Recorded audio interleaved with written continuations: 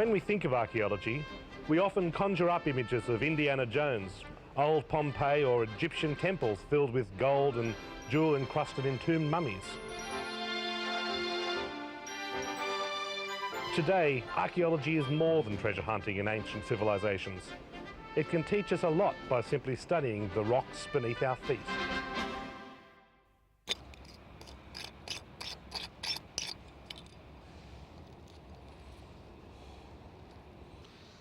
Extensive archaeological excavations have been carried out in the centre of Sydney by the Sydney Harbour Foreshore Authority and have shed some light on some rather interesting questions. This cup fragment, for example, where did it come from and who might have used it? Recent research has cast a new light on the perceptions of life in the 18th and 19th centuries. And through archaeological interpretation, we can go back further still, to the times when the Aborigines were the sole inhabitants of this land.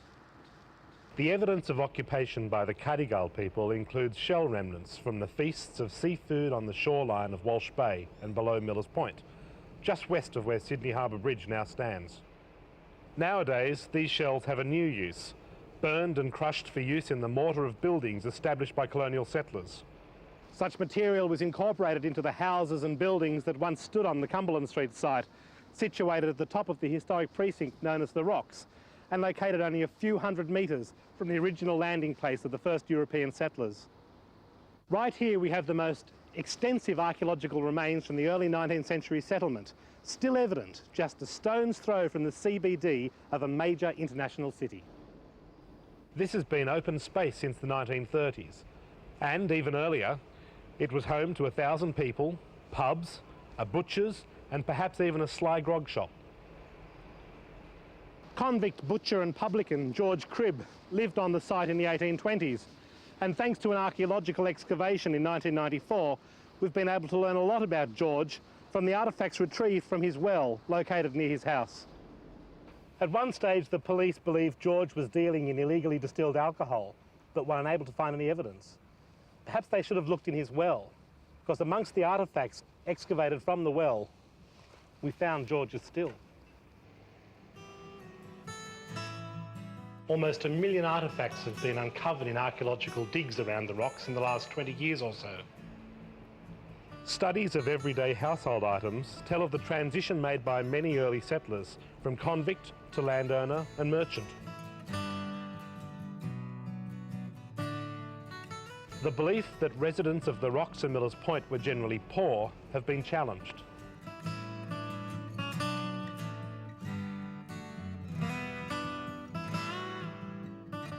The remains of expensive Chinese porcelain, teapots and other utensils that grace their tables tell us otherwise. Although they lived in cramped conditions, people did lead comfortable lives. Women had nice scent bottles. We found the decorative glass tops that had snapped off the bottles. The little girls had tea sets for their dolls. They used to collect shells and bits and pieces of coral for the shelves and for the mantelpiece. They had good crockery, they had nice glassware, they had bone-handled knives and forks. So they were middle class, but they lived in very cramped conditions. Health officials of the time believed that it was this environment that created the conditions for the plague. According to historians, the bubonic plague broke out here in Ferry Lane, the site of another dig which has provided some very interesting information.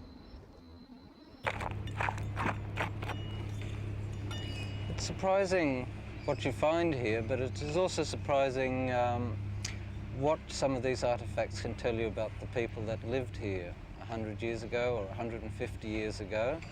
We found bottles. For example, this is the top of a gin bottle, square-faced gin bottle, so we know they drank alcohol.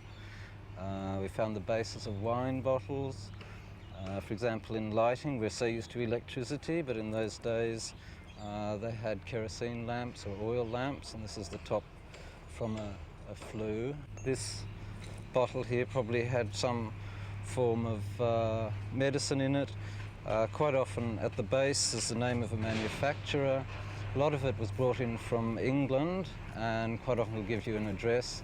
So you could even find out what sort of ailments that the people suffered from. Now this area was fairly close to the wharves, and we just found a nail just the other day, and this one is obviously a nail associated with ships. It's probably found near the wharf, brought home by one of the kids or even the parents.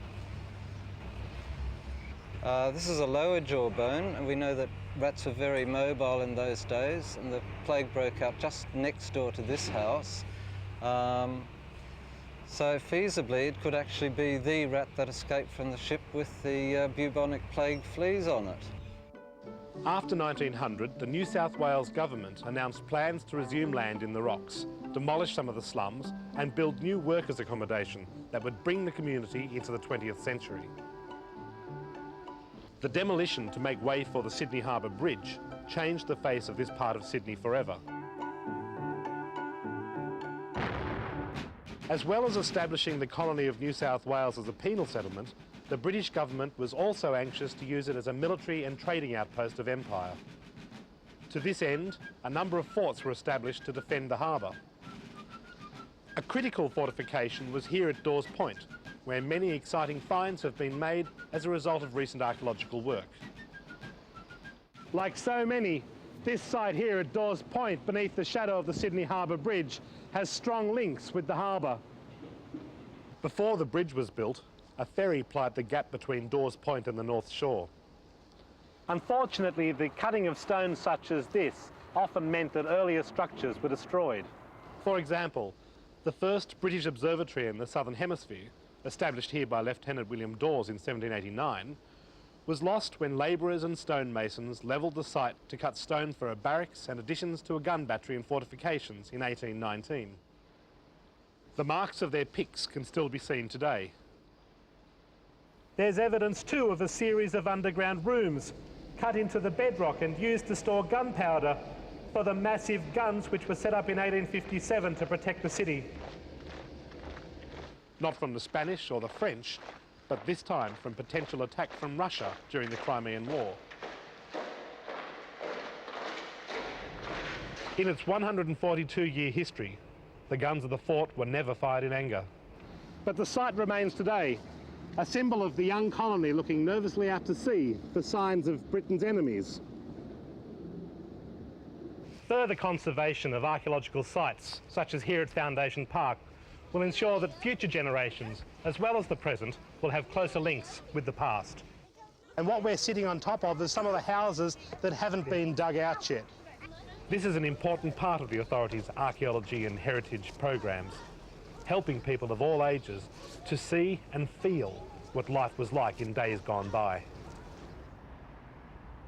Footpaths, stores, pubs, restaurants may well have a wealth of stories under their surface. Shorelines and streetscapes may change, but the evidence remains, just waiting to be rediscovered. Just like here, where in 1797 the colony's dockyard was established, cut into the sandstone at what was then the shore of the harbour. As we tread the steps of time, we learn that the rocks is living history, both above ground and beneath our feet. Archaeology is helping to provide a window to the past, and to remind us that we do indeed leave a legacy behind us.